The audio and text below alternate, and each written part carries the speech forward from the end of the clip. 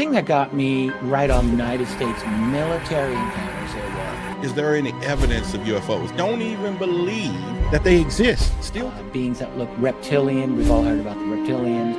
have you seen a extraterrestrial? What if we look like them? I'm Richard Dolan, and I always watch Why the Big Secret with Roderick Martin.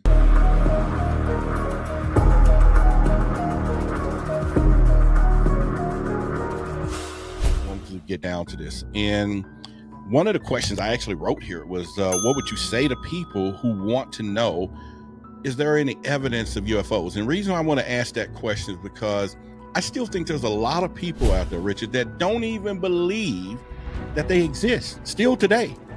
And it's on mainstream media, it's everywhere, and we still got a faction of the population that still do not believe, and they want the evidence.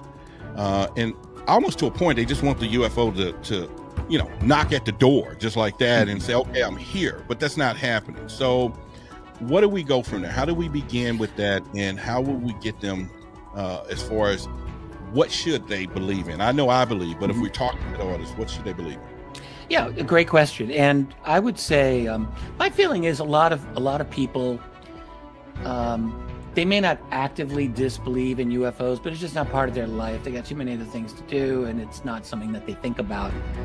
And on top of that, they're surrounded by a daily media, even now after the last 5 years, where there's been more talk about UFOs or UAP in the news.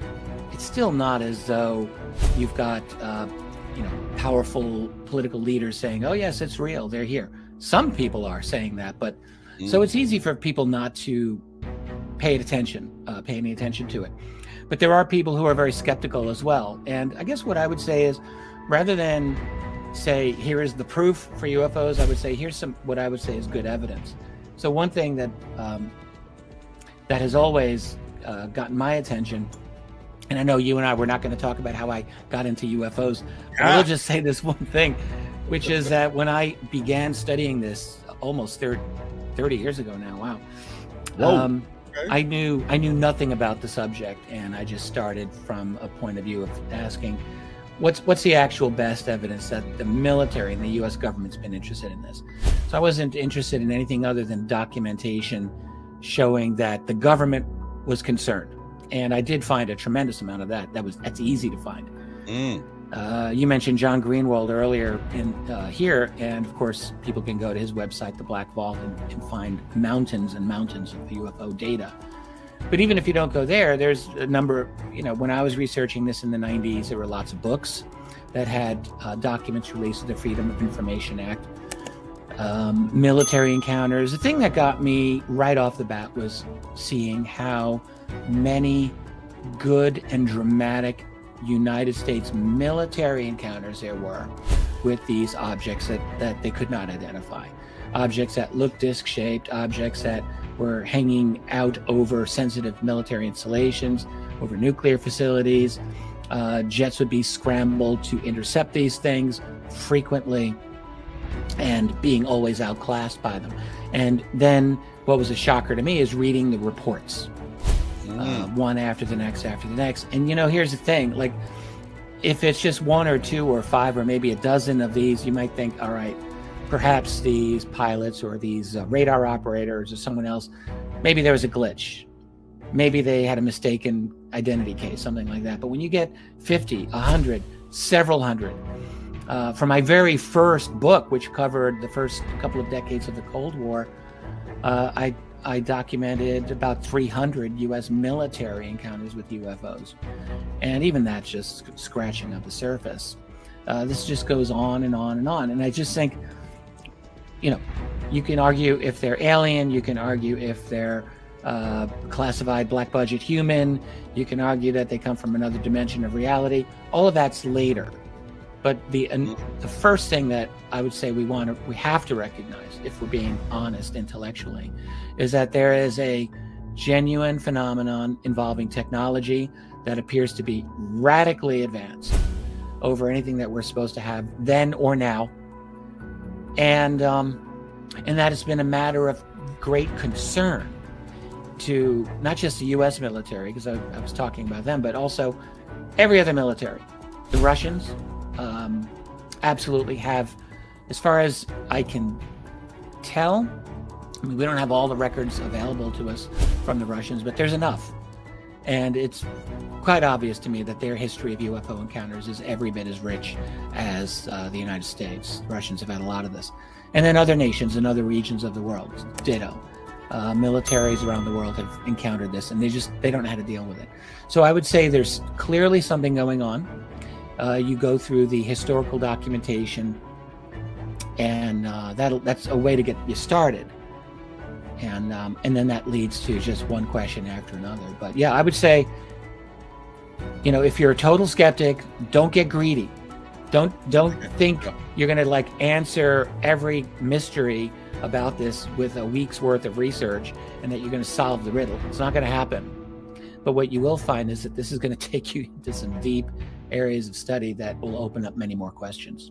I tell people all the time, if you find somebody who said they know everything, take off running in your own spaceship, because that's not it. But I think, you say you've been doing this for 30 years, and it's safe to say, I'm a MUFON field investigator, and every now and then I'll get a report and they'll say something about flying saucers. I mean, like, really? It's like it's like a 1957 Chevy. We don't drive those no more. We got new Escalades. And the same thing for them. They're not driving flying saucers anymore. They outdated. And that's not really trying to tell people how old. Well, no, I would say that's not really true. There are definite disc-shaped objects that are being recorded all the time. But there's other objects as well. A lot of triangles, very widely seen. Often black triangles, sometimes other colors. But no, there's definitely disc-shaped objects out there. Okay, all right. So here's the main thing. I get people that ask me the ultimate question, and they'll be like, "Well, Roderick, have you seen a extraterrestrial?" Of course, we got this little gray thing over here, and they always ask me, "What do they look like?" And oftentimes I kind of give them this look, and I say, "What if we look like them?" Is that a possibility? I think we talked a little bit about that tonight. Let's kind of let the audience really in on something why the big secret that they don't know of. Well, yeah. Look, this is one of the fascinating but frustrating things about the subject for me. My mind, I try to be very logical.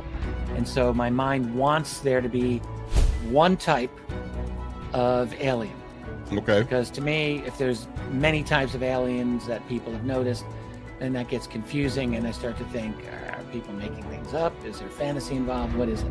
So it's tricky. But here's the thing. I have had to come to terms with this variety. And what's interesting about the variety is that there's consistency in that variety. So it's not like things are just, people coming up with all these crazy ideas. They're coming up with several types again and again. So one type,